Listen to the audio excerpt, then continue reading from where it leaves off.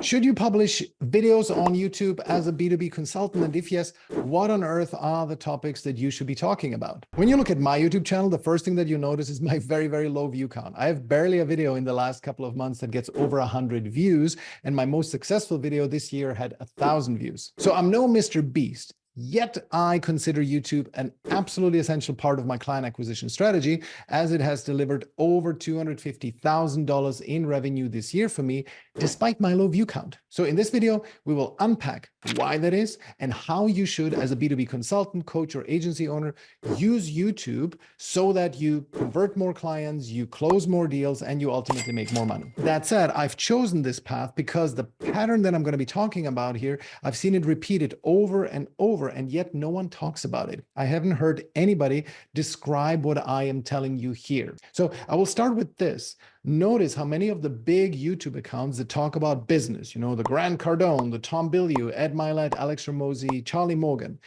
none of them made videos before they at least had $1 million revenue business, right? Tom Bilyeu famously sold his business for $1 billion, and he only got started with his YouTube channel after that. Ramosi did a little bit before gym launch, but it really started after he sold.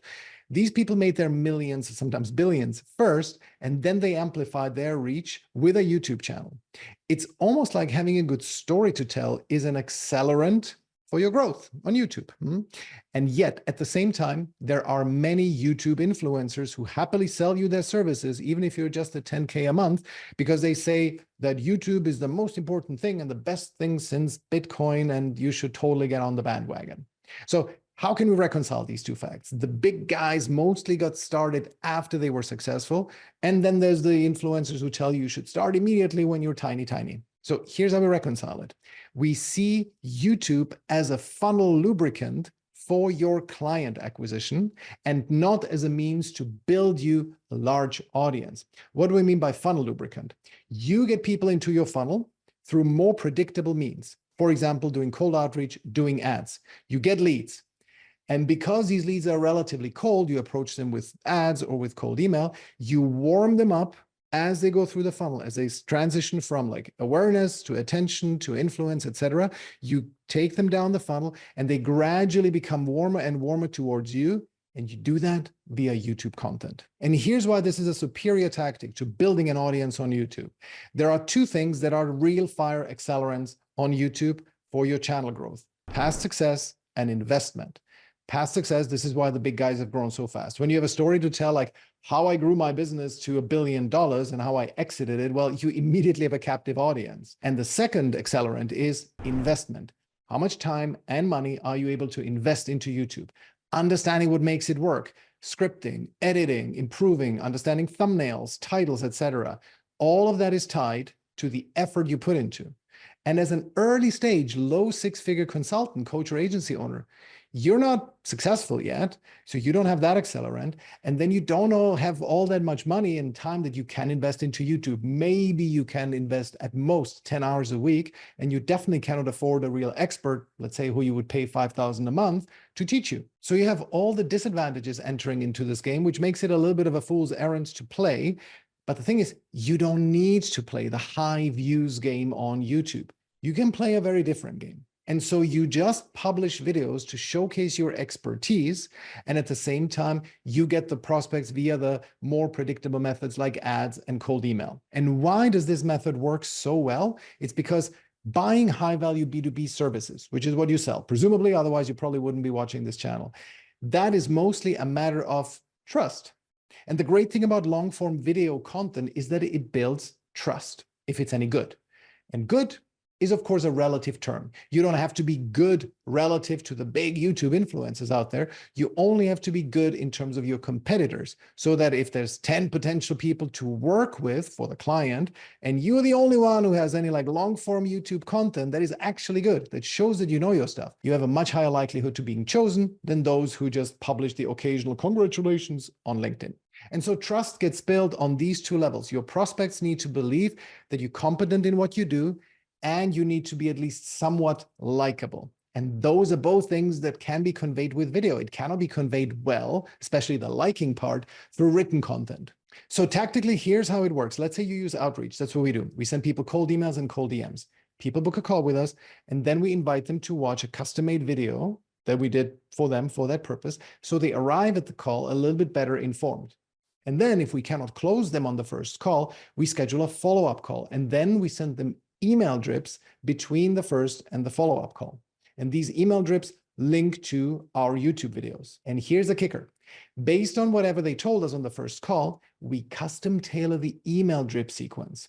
We have 15 emails ready to deploy, and we just pick 5 or 10 of those emails and then send them to the prospect before the second call. And we pick them based on where we need to influence the client, the prospect, the most. For example, if a prospect tells me on the call that he's doing a lot of webinars and publishes a lot of content and is frustrated that it doesn't work, I make sure we send him the email that includes the link to our video that talks about sales before marketing, right? It's a very important principle of ours, and this prospect has not grasped the difference. Sales is interrupting somebody and making them an offer. Marketing is becoming known, liked, and trusted. We believe you have to master sales first before you get into marketing. So I send him a link to that video, and therefore I allow him to get an insight that explains to him why what he did in the past hasn't worked.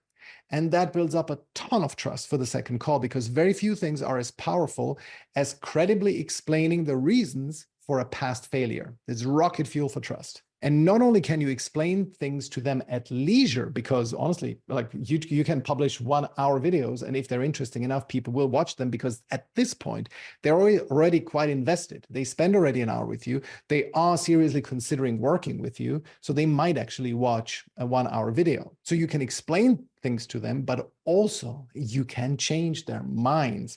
For example, an objection that we sometimes get is that people want a done-for-you service. They just want us to get them leads. And that's not what we do. We teach them to build their own systems in-house. So on the call, I might push back a little bit on them, but you cannot really change somebody's mind on the first call, especially if you're effectively soliciting their business. So you need to do it gradually. You sort of bring it up as something that they might want to think about. You schedule the follow-up call, and then you send them as part of your email drip a link to 2 videos that we have on this topic. One video is that explains in depth why B2B lead gen agencies very often fail. It's like a structural issue with this. Another video is how it's a fundamental error to not want to build these skills in-house, and the main reason for why many consultants stay stuck in low 6-figure territory. And then invariably, when people receive those emails, one of 2 things happens. Some people disagree and they cancel the follow-up call. But others, and that's the majority, get their propensity to work with me gradually reinforced. So it's like I'm building the bricks around that tender plant of their potential agreements to work with me, if that analogy works. I don't know, right? But it's bit by bit with every video that they receive. If it's any good, and if they resonate with it, it helps them in their conviction that they should work with me. So these emails are great at polarizing people into either camp. And I get very few semi-wishy-washy people on the fence on the second call. But you now may ask, well, what are the topics that I should talk about in my YouTube videos? Well, here's the answer. You publish topics in 3 big buckets. Number 1 is in-depth, wow content that shows that you really know your stuff and that covers an important topic that your audience really cares a lot about. For example, in my case, there's this video that I made about offers. That was my most successful video this year, although it's over an hour long. Number 2 is topics that your prospects are wrong about, right? As I said, they won't change their mind on the call, but they might change it gradually over time in their own time. And I have many of my videos are like this, because I do get quite a lot of prospects who have quite strong opinions on how they do things, because very often they're in their 30s, 40s, and 50s. So they have, strong convictions on how things should go. And I gradually need to kind of chip away at those convictions, not possible on the sales call. So for example, I have this one video where I explain how really strategy, you don't need much of a strategy to get started with client acquisition. I have a video on how to never get into a bad coaching program ever again. And then finally, number 3, topics that explain how to do something, right? It builds a lot of goodwill, and this video is an example of that, right? Most of my prospects are a little bit befuddled by the topic of YouTube. They don't know where to start. And so in this video, I'm just sharing how to approach YouTube as a consultant. Well, and that is how you do it. That's how you use YouTube as a B2B consultant. Build a channel where even a video that gets, 12, 24 views, it can be a trigger to win you a client, because you are deploying it strategically on the person that you need it to.